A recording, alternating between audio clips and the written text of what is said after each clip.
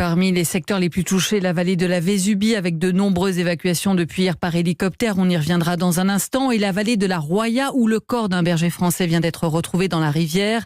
La vallée de la Roya, près de la frontière italienne, toujours accessible en voiture, mais au prix d'un trajet de plusieurs heures, car de nombreuses routes sont coupées. Dans cette vallée, les habitants manquent de tout, eau potable, électricité. Nathalie Chevance, vous venez d'accéder à Breil-sur-Roya, où les habitants se sentent aussi abandonnés et où règne la désolation. Oui, avec ces maisons le long de la Roya complètement transpercées par les eaux du fleuve, il y a là un enchevêtrement de végétation, de véhicules enfoncés dans la boue, de tôles. Charles, 94 ans, a eu la vie sauve parce qu'il est parti juste avant le déluge. C'est complètement détruit. Ça me rappelle la guerre. Une quantité d'eau, mais démentielle. Nous étions seuls avec mon épouse. Nous sommes allés coucher chez mon cousin. Ça vous a sauvé la vie ? Eh bien entendu. Et ce soir, plusieurs hameaux autour de Breil restent totalement inaccessibles. Route impraticable, la population manque de tout.